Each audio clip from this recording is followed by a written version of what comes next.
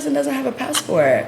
And she was just like, patience and managing expectations were the two things I learned very quickly. Did you come with enough savings to factor those things in? There's a big obsession with status.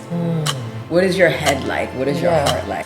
Not your pocket. But you are Ghanaian. So some people would think, but you should know this. Coming from America where most people don't know where they come from, I think it's a privilege. Where you're not British enough, but not Ghanaian enough, so you're just in the middle. I had very low self-esteem growing up. Most of the time, I was always the darkest. Like, my dark skin is normal in Ghana. But in US, my dark skin is like black. My sister was given 2 weeks to live at 18. What? I literally have like half of her eulogy written out, like it was it was gonna happen. Because most of the things can be healed from food and drink. Absolutely. Most things in our body. People have been laughing at my mom from a long time, but it's not like I'm ready to leave because it's like to go where, but I'm home. Hey guys, welcome back to another episode of Built for Ghana. Today I have with me Cass, or should I say Coach Cass? Either or. It's so nice to have you on. Thank you. I want to know everything about you. I know you're kind of like a bit of a private person. I know, which is bizarre. So I'm so grateful to have you here, you know? Thank you. Okay, so tell me, are you Ghanaian, first of all? Yes. Okay. I'm Ghanaian. I grew up in US, but we've been back and forth since we were small. And both my parents are Ghanaian, like fully Ghanaian, but grew up in US, so dual citizen. Okay. And how long have you been back in Ghana now? I moved end of 2020, so this year will make 6 years. Okay. 6 years. Okay, nice. So did you grew up here or you grew up in the States? I grew up in the States, but we've always come back. Like, my transition here wasn't so much of a transition because I was used to being here.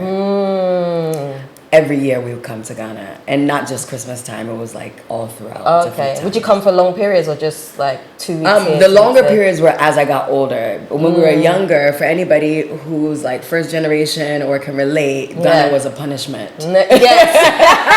Oh yes, it was. Ghana was seen as like, I'm gonna send you to the village, and there was a punishment until it wasn't, and it was fun. And then I started bringing my friends, and I started staying longer. Okay. So it became more of that. Okay. Yeah. So what was life like in the States for you? It was, I guess it depends on what sense. Because my parents are very global, especially my mom, like we had so many different types of friends. We were involved in so many different sports. I've done everything from lifeguarding, swimming, to gymnastics, to playing basketball, to running pen relays, track. I did so many things. And then Europe too. My mom took us honorary London. I was in London a lot. Okay. So I know London quite a bit because my mom's best friend is from there. So her daughter and I became best friends. Okay. So I was in North London a lot, East London. We were just even though I was in US, we were global. So most Americans growing up felt like America was the world. Yeah. And because we actually traveled the world, we weren't familiar with people like, I was like, no, this person doesn't have a passport. And she was just like, I know. That's normal for you. It's a blessing. But, you know, for many people, that's not an ID. That's like, I thought it was an ID. Yeah. But for most Americans growing up, when we were in the, 80s, 90s, that wasn't a familiar thing. And so yeah, America was cool. Everybody saw it was like a cool thing, but because we traveled so much, it was like one of the many places that we went to. Yeah. So yeah. Okay, I see. I can definitely relate to you on the passport thing. You know, I didn't realize that some people don't have passports until I got to Ghana. And I was like, what do you mean you don't have, like, people don't have passports? I thought everybody, that's like one of the first things, like as soon as you're born. Yeah, it's like as soon as you're born, you apply for your passport, you know, but people don't. But it's a privilege and a blessing. And my mom made us feel like traveling was normal and passport was normal. Yeah. So yeah, I was like, oh, this is really a privilege. Yeah, no, it really is. Okay, so what made you want to come to Ghana? What was that like? Why did you want to do that? Well, so after Ghana stopped being a punishment, which was around. So yeah, when I started getting older, early 20s, my early 20s, late teens was when I started bringing more of my friends over, and it became fun. And I was like, oh, this is so cool. I wish I can. The fact that the weather in US, there's 4 seasons. So there's like, and if anybody knows me, I hate the cold. Like if I never saw anything below 70 degrees Fahrenheit and I guess like maybe 19 degrees Celsius, I would be happy. Like I don't like the cold at all. I'm with you. Yeah. So I was like, it's always nice out and I don't have to wear a jacket and I don't have to I can like, access to the beach and all of these things. So that felt really nice to me. And I knew that I was either going to be in the Caribbean or Africa. But because my family is here and because my parents got a citizenship and everything here, it wasn't something that I have to like start over. Yeah. And then when my best friend cousins moved, they moved here around 2008. And we grew up, one of my cousins, we grew up in US together, and my other cousin, he came around when I was like 14. But they're like my best friend cousins. Right. And so I was like, if you people can do it, I can do it. And they made it like a very smooth landing for me because we all grew up together and then they ended up being here for 14, 15, 20 years. Wow. And I would always come stay with them, party with them, and we grew up together in the US. So it was when any place that you come to, if you don't have community and you don't have your people and your things, I think those are the 2 things that you need. Yes. If you don't have that, it's like, what am I? You could be anywhere, but if you don't have the place that you go to like release, where you get your hair done, nails done, whatever you do to like make yourself feel amazing, if you don't have those things, you're like, why am I? Yes, I totally. So it was a soft landing for me because I already knew like the places I need to go to get this, do that. It was because of my family. Right. And then I started joining like different community groups and stuff and getting involved. Okay. So yeah. So going back a few years, right? Your first experiences of Ghana, what was that like for you? I remember. So being in the U.S., it makes you used to things like electricity. You pay one bill and then you have electric. You don't have to top up or like it's a foreign concept for US people. So when I came, I had to get used to that. People were like, the light will go off and they were like, oh, you have to top up ECG. And I'm like, what do you mean top up? Like I don't just pay one time and then that's good for the month. They're like, no, it depends on how much you use. I was like, oh, like that really took me a lot to get used to. I had to get somebody to put on my calendar, like, please check at this time. And really? It was like, because you usually, in US, you pay a bill and then you're good for the month, no matter how much you use.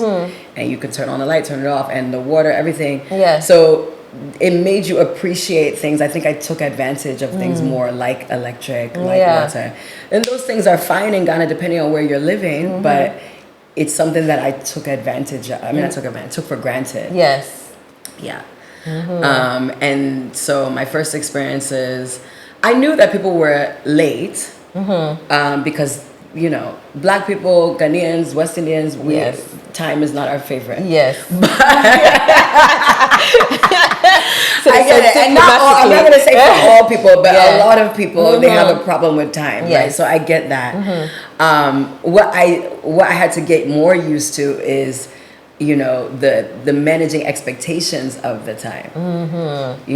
If somebody says, I'm coming, I'll say, okay, I'm going to give them 30 minutes, maybe an hour. I'm not thinking 4. And that part, right? That part, Really do stretch it. You really stretch it. And so managing expectations became, patience and managing expectations were the 2 things I learned very quickly.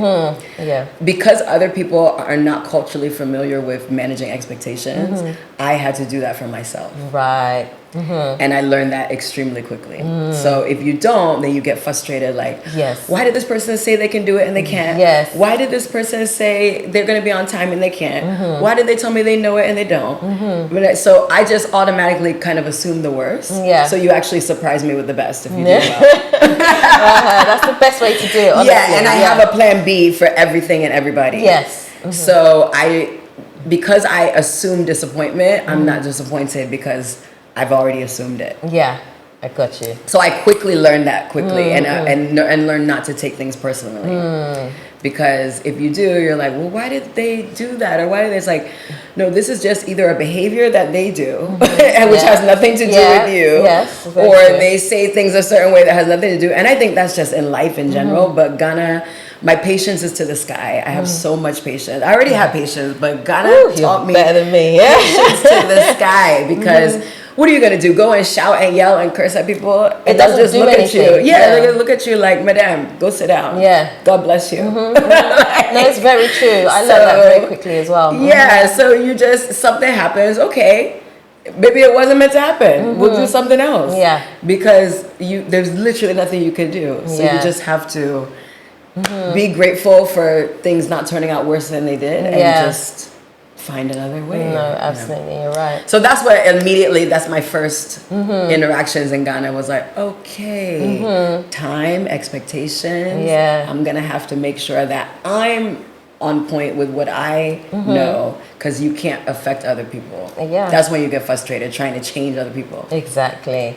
Okay. So when you landed, did you already have a place to stay or what? How did you figure things out? Yes, so because of my family, again, my cousins, my grandma's house, I had family to stay with. My dad lives here. Like, I had family. But I'm such an independent person. I've always lived by myself. Right. And I love being by myself. Even though I love being around people and being with people, I love having my own domain and being like So yeah, I looked for a place, and that's also culturally like, you know, a woman living by herself is like are you moving out when you're getting married? Yeah. But just to live by yourself. Yeah. Culturally, I realize that that's not most people don't. They'll live in their family house until they move out. But for me, I just wanted my own independence. With the family house, you know, you have different responsibilities and other things that if you're not ready to handle, then don't sign up for that. You just pay for peace. So, Okay. So what was your plan for when you come here, when you were coming to Ghana? What did you want to do? What was the big goal that you had? So our business was set up where I could work remotely. So we have a African dance fitness program, which is mostly online, but we do pop-ups in different places. And then we have African tourism business where we do wellness retreats and different retreats across Africa. So were you doing that before you came? Yes. So we've been doing that. We celebrated our 10-year anniversary last year. So we started in 2015 for the Africa trips. But the workout stuff has been like, my mom started, she actually broke her water teaching class with me, and that was over 40 years ago. So the workout stuff has been going, but the online bit of it came more popular within the last 6 years or so. Like, we started the app in 2018, then it really blew up. Pandemic, because everybody was inside. Yeah. And so Ghana is our most popular destination for the trips.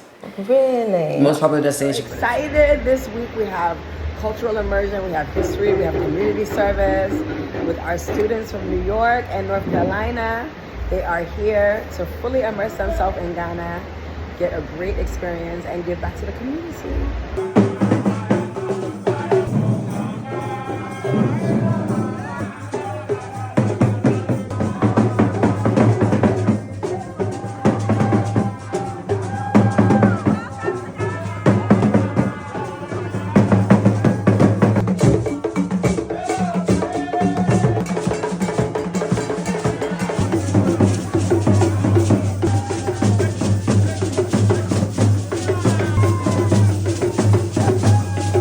Then, as I was saying earlier, I don't have to start over again. I already have my citizenship here, I have my family here. I know my things. I know where I want to work out. I know where I want to get my hair done, this, that. I already had my things. So it wasn't like, oh, I have to start all over. Yeah. So in other places, I would have to do that.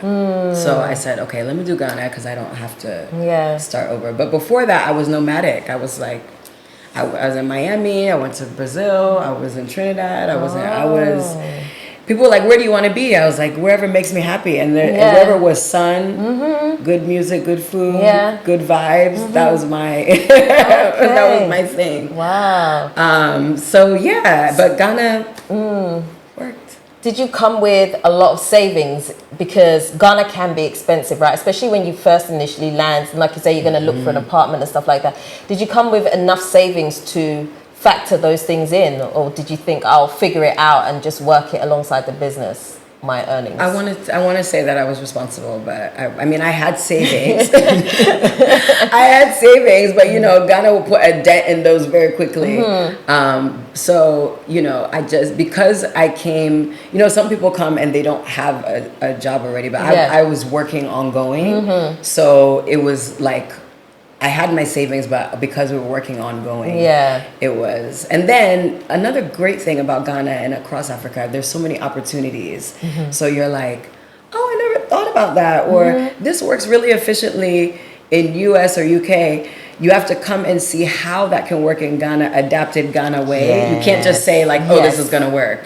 You have to say, oh, maybe this could work like this and this way, and see if there's like a market for it. Because there's so many I was like, there's other people just like me who would love to have this, or other people who, if you have a problem, I mean, I have a solution that most people have a problem to. Yeah, that's where the money is. That's what, So when I came, I'm so blessed to have family and like friends already here, but that wasn't enough for me. I wanted to have what I had when I'm in New York, or when I'm in DC, or when I'm in London, which is like communities of the things that I love. So anybody who knows me, I love to dance. I love to work out. I love to uplift other women. I love children, all of those things. So those are the type of things that I dove into when I got here, in terms of community, in terms of volunteering, sort of meeting other people that were similar or even different, that we could, help each other in some way. So those are the things that like give me life. And so that's what I started to dive into. So when you wanted to bring your business to Ghana, how were you able to promote yourself to reach a wider community? How were you able to do that? Especially all those years, 6 years ago, I guess there was some diasporans here that were trying to figure things out, and so would be interested in that, but it's not as booming as it is today now. So how were you able to pick up the business in Ghana?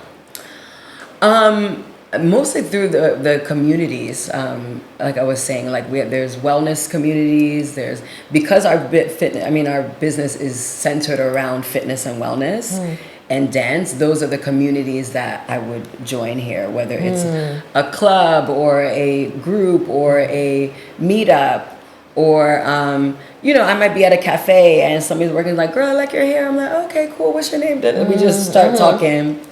And that might be an American culture thing that I realize, especially Black women in America. They'll be like, girl, everybody's so friendly. And that's not everywhere. Yeah, no, it's not. It's not. Specifically, I noticed that culturally in America, when a Black girl sees another Black girl, whether we're in Egypt or Russia or wherever, they're like, hey, Black girl, hey. That is definitely an American thing. We Brits, we're not like that. We're not true. Like that. It's very true. Not my British friends are very, very friendly to me. Yes, but I don't know how it is. It's completely different. But I noticed that is a American girl thing. They're very like, hey, Black girl, I don't know what you're doing, but we're Black together and we're going to have a shared experience. And I absolutely love that. And that's something that, because I grew up there, I brought that here, in terms of, and you can't be too friendly to everybody, but at the same time, like, giving people grace, that's a huge thing. Like, you don't know what people are going through. Maybe they might have looked at you a certain way or done something, but you don't know where they're coming from. And maybe you're the one that will open them up or be kind to them. You never know.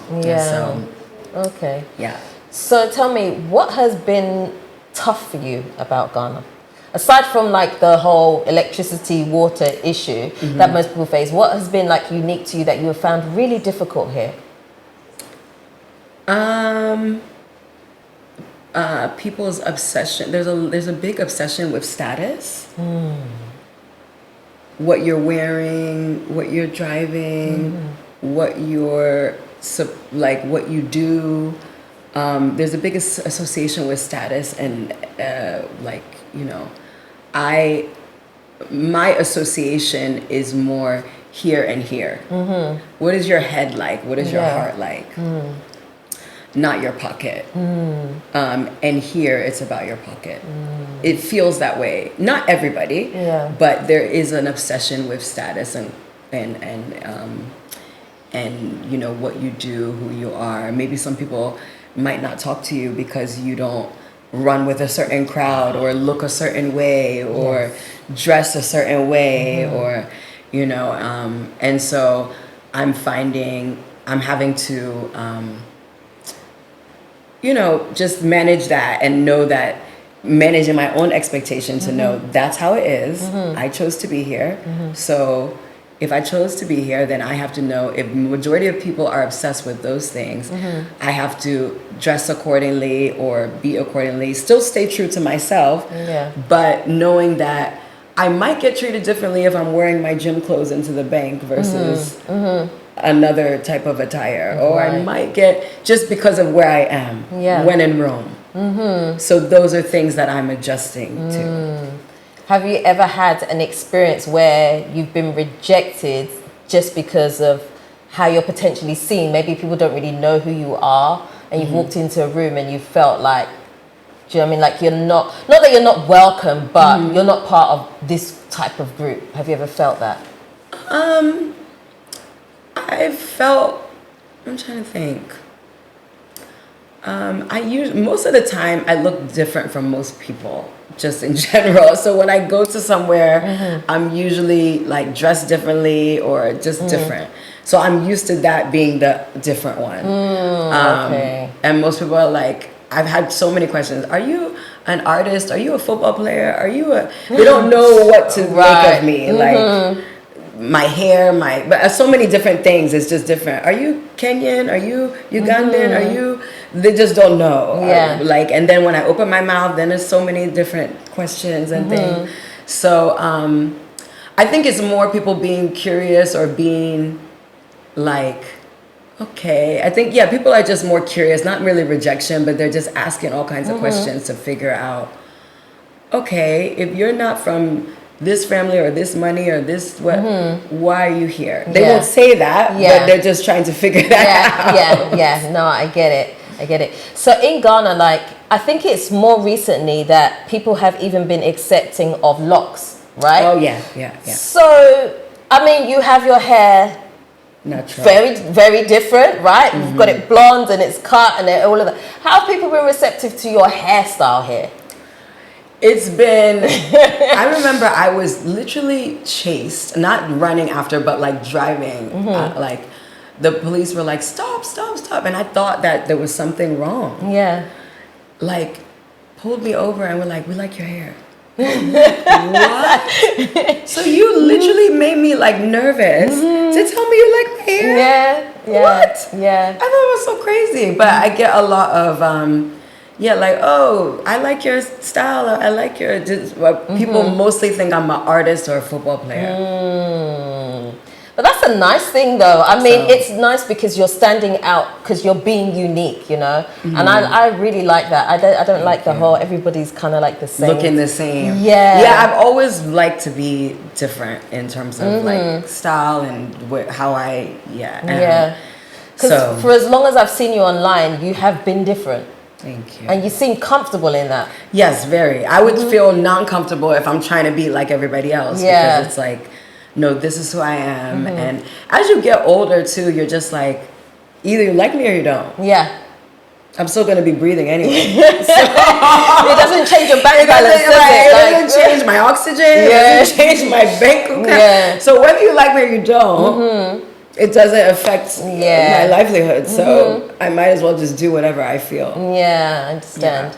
So tell me about your tour business that you have. How did that come about? Yeah. So people were dancing with us. So Kukua Fitness, my mom is Kukua and she named it after her. So Kukua Fitness, it's African dance fitness.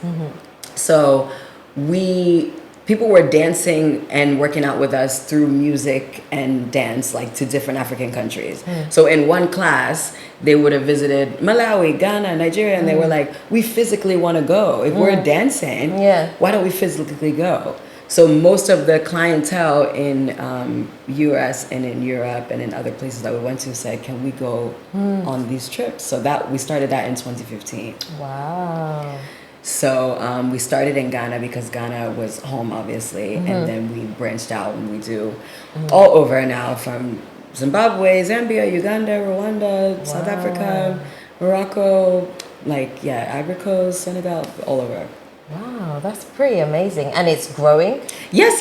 So we do custom trips, which is like people that want to do a birthday trip or go with their organization or with their family. And then we do open trips that are open to people to come, and we cut them off at a certain amount. So we do those 4 times a year. We still have Kenya and Tanzania, Rwanda, Uganda, and Senegal and Ivory Coast. Wow. So those are like together. So you could do a 2-for-1 country, or you could do 3 countries on one trip, or you could do 1.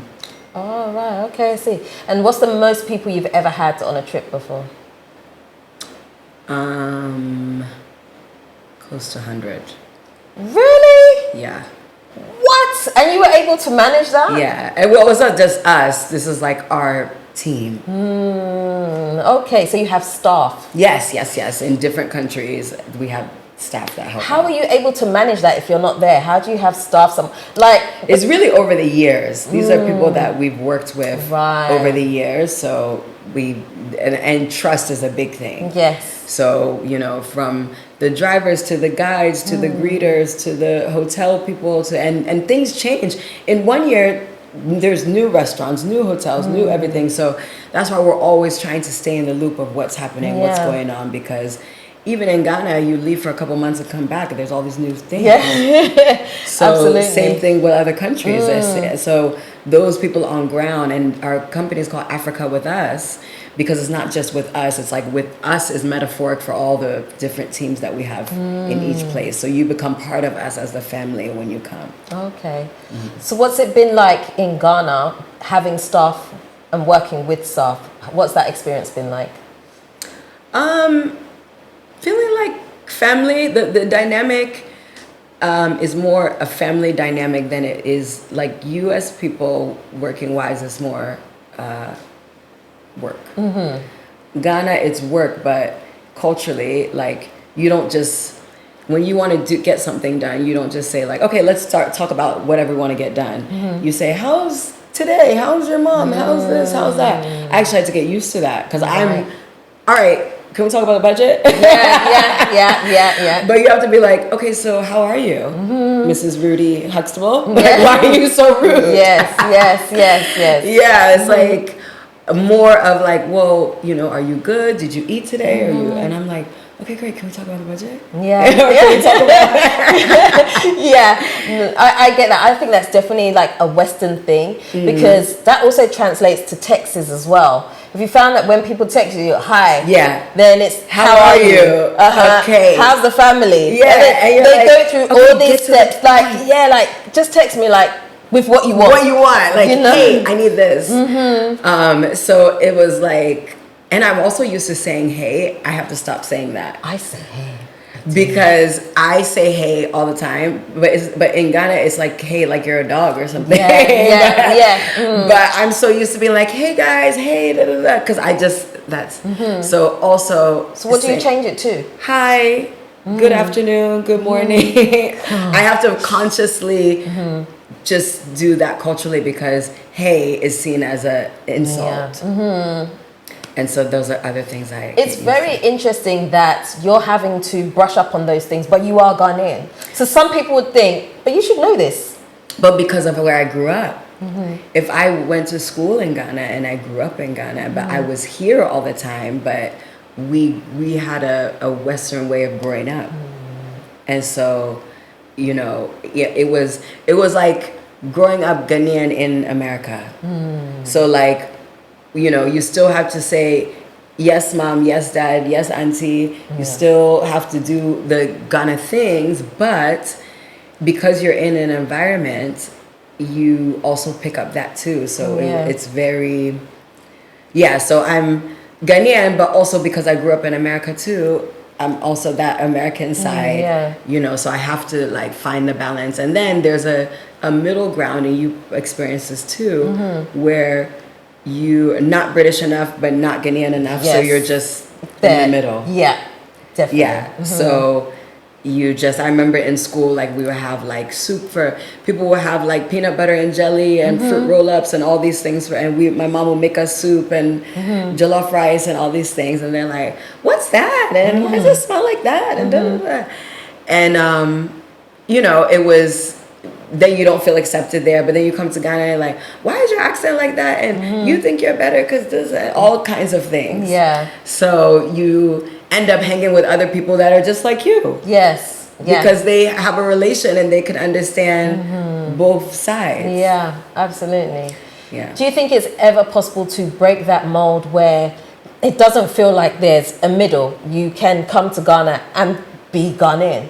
Yes. I think there is, but I think that people will always, unfortunately, always see you in a way if they, because you've been blessed with a privilege, whether to travel or whether to, you know, some people don't get the opportunity to leave, or some people don't get, so whether sometimes they automatically will, no matter how much you try to be, they still see you in a way if it's not family. Right. Even on the other side too, whether a person comes from Ghana to UK or to America, they can stay in America for so long, but they still that person might not see them as that because of where they grew up. And so I think as long as if I'm proud to be Ghanaian myself, no matter what other people feel like, that's how I feel. Yeah. I feel it's a privilege.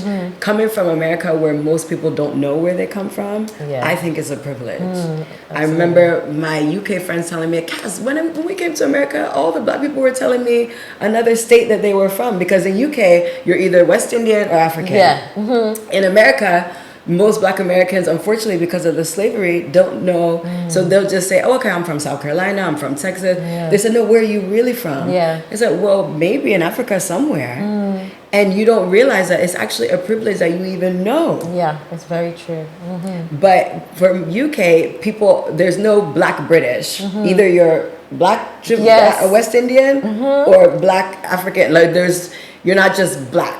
You are from the West Indies or from Africa, and even the people from the West Indies came from Africa. So we're all originally from Africa, but it's just the privilege in knowing and being able to trace it back, which is so amazing what we're able to do now, and bringing people, the diaspora, like back home, and like, you know, getting people familiar with culture and stuff. So do you speak a local language? So my tree and my fancy is a disaster. I'm gonna say it right now. I cannot be mad. My dad is from Kumasi. My mom is from Cape Coast. I can understand tree and fancy, but my speaking is like, and unfortunately, it's like a comedy show for a lot of people. Oh, always. Oh, I'm like, why? So we like this. I will try, but people are like, oh, you're not saying it right, or you know, and I'm like, why not be encouraging? So I end up just being quiet or not saying it at all. But I'm so grateful to be able to understand. Yes. But I do really wish that my parents were like, hey, you better speak. Like I wish they were more, when they would speak to us, we would reply in English. Right. So it messed us. I fully understand, because I have the same issue. Thing. Yep. So it messed us up. And so any parents listening, if you can speak,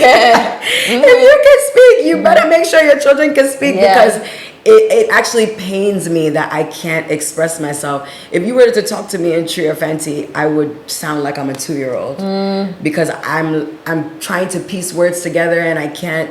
Like when I even did my interview with the Ghana card, he just spoke Tree the whole time, which was fine, but I had to reply in English because the way I can express myself isn't the same. Yeah. And it's so unfortunate because it's like, but if you're a Ghanaian, you should be able to express yourself properly. Yes. So that's something that I'm working on, and before I leave this earth, hopefully I will be able to do that. Yes. Yeah, because some people would say, but if you can understand Tree and you've been in Ghana where most people will speak Tree first, why can you not speak it? Because there's a difference between like whatever you, I think even from the age of from 0 to 10, whatever language was first or came first, it's very hard. Whatever you dream in, whatever, like when somebody says something to me, I actually understand it in English first and translate it. Yes. And then same thing vice versa, somebody else where they might translate it in Tree first and then try to translate it in English and it might not translate. So I think it's very hard because like Spanish, the Spanish I can actually write it and understand a lot of Spanish. Really? Because I took it in secondary school and I took it in uni. Right. So when I go to a Spanish country, I'm like, okay, I can understand what they're saying, I can write it. But when it comes to speaking, I'm so slow because my mind doesn't think in Spanish. My mind thinks in English and then I have to translate it. So by the time I do all of that, the person is like, okay, let's just speak English then because you're taking too long. Yeah. And it's kind of discouraging, but you have to push through, you know. Yeah. Okay. Let's go back to your dance business, right? Now, when you first established it here, were you getting mainly diasporans who were joining up, or were Ghanaians also interested in doing the dance thing, fitness as well? I think everybody actually was interested. I think it's all a matter of, with Ghanaians, a lot of thing is a price point depending on what it is. So I've always, I really love to do if it's something sponsored and we can make it free for more people. Yeah. But I think with Ghana, with most events and most things, the barrier to entry is always cost or price. Yes. So everybody will be interested, but they can't feasibly do the price depending on how much it is. So if it's possible to be sponsored, if it's possible to give some people opportunity to come that can't, then, or make it in a way that people can afford it, I think that's the balance you have to try to strike. So how have you been able to get around some of that? I know you're saying that you can do some free events, but how are you able to do it so that more people can come if there is some type of payment involved? To try to make it reasonable, which is subjective, but when you find that people pay for what they find value in. Very true. Very, very true. And so, whether it's food or hair or clothing or they'll find it somehow. So if they find value, so we just have to keep creating the value so that people will say, you know what, this is going to be worth it for me. Yeah, that's very true. I do believe that because I have this saying where I'm like, everybody says that they're broke until it's something that they want. Then you find the money. You find the money for you what are you a want. magician all of a sudden. Yeah, you get access to it. Yeah, very true. Yeah, and with women, a lot of women, at least in my circle, you're not going to let yourself go down. Like, you're going to keep your hair up. You're going to keep your nails up. Yeah. You're going to keep your face moisturized. Like, you're going to do what you need to do. Yeah. So whatever that costs to do that, you're going to make sure, because otherwise it's going to cost you your like internal wellness. Because you don't feel good, you're not looking good. Yeah. So it's all like a full circle in terms of like, okay, if I want to feel better, I have to do this. And I have no, seriously. So tell me about some of the best moments that you've had in Ghana. So I love karaoke. And I love to dance, as you know. So I love having random, and I love throwback. I love nostalgia. Yes. Anything that puts you in a place of like, I love the 90s. Oh my God. Yeah. So I have these type of get-togethers or parties randomly with friends and say let's say is your birthday? I'm like, might as well be. Just whatever. Right. And just great music, great people, great vibes. those are like some of my best times. Right. Singing to the top of our lungs and dancing and just nobody cares. That just all they care about is that you have a great time. Yeah. So those are some of my best times. Hanging out with family. Let's see. I've been joining a lot of run clubs lately, and I can run, but I love to dance more. So I dance like dance walk, and I love to like feel the energy. Those are very good times.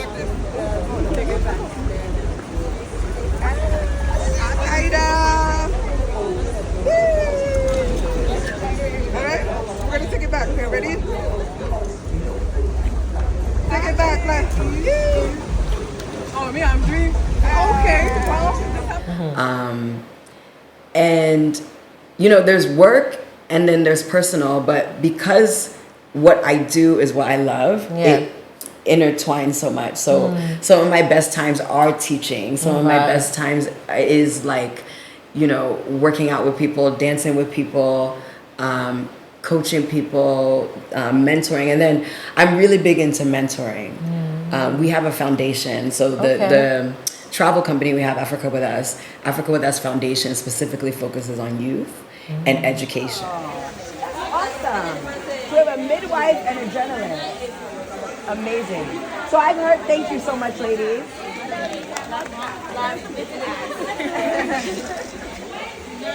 Best friends. And so I'm really big into, I had very low self-esteem growing up. Most of the time I was always the darkest in most rooms. And in Ghana, that was another thing in Ghana, like my dark skin is normal in Ghana. Yeah. But in US, my dark skin is like black. Like you would consider dark skin in US. Wow. But people who come here, they're like, well, I'm dark skinned, but in Ghana, you're lighter. Yeah, in Ghana, I'm yellow. Yeah. But in US, you'd be considered dark skinned, but then how about me? So it was like, it's very relative because my dark skin is normal for Ghana. Yeah. But in US it was like, so my self-esteem was people would be like, oh, you're black. I'm like, yeah. I would just be like, yeah, I am. Like, the sky is blue and I'm very black. And so once I started accepting that, I was like, I want other ladies like and having natural hair and cutting my hair and not finding validation from other people, but being confident in yourself. Because if I met one of me when I was a teenager, maybe that I wouldn't have had as low self-esteem. Yeah. So I make it a point, with the high schools and with other partnerships to try to do a lot of mentoring. And then when we do the trips in the other places, a lot of mentoring, because I think, I know that it makes a difference for young women, young girls, even young boys too, to see that, what they envision as possible, to be encouraged, and those type of things. Yeah. I actually wanted to ask you about your mom, because your mom is how old? My mom is 67. She'll be 68 in a few months. Damn, and she dances like that? Yeah. How do you, she's so fit. How do you feel? Do you feel like sometimes you have to keep up with her? Yeah. You gotta keep up. I get left behind. She is, I remember when we were small, we would be like, Mommy, we would literally be running after her. And she was like, hurry up. She was like, I can't wait till you people grow up so we can hang out. Wow. And she used to say that all the time. She's like, I can't wait till you people grow up so we can hang out. And now we do. Wow. But she was like, I birthed my best friends because of me and my sister. And is your sister also into fitness as well? she is, but she's more into the children piece of it with the foundation. Right, okay. That she does programming, she does after school programming, she counsels kids, she loves event planning too. She's really big into like event planning. Oh, okay. So we each have but she has an autoimmune disease called lupus. And so she really helps those that have limited mobility or those who feel like, I have lupus, I have sickle cell, I can't do it. She motivates those in that situation. So we each have our different, like my mom motivates those, especially African mothers who are like, I'm too old for that. She's like, no, you're not. Get up. Yeah. You can walk, you can stretch. This is going to give you longevity because our great grandmother lived to 120. Wow. And and my mom doesn't like medicine. She likes like herbs and teas, and because my great grandmother, that's how she taught her, and then she passed it down to us. So when it comes to skincare, when it comes to menopause, fibroids, headaches, all of these things, she's all about like holistic healing and natural healing. Even my sister was given 2 weeks to live at 18. What? I literally have like half of her eulogy written out, like it was it was gonna happen. Now my sister's 40, and like the testimony is because my mom actually went against what the doctor said and like put her on juicing and holistic healing. Like it was she has a whole program. Like if you have,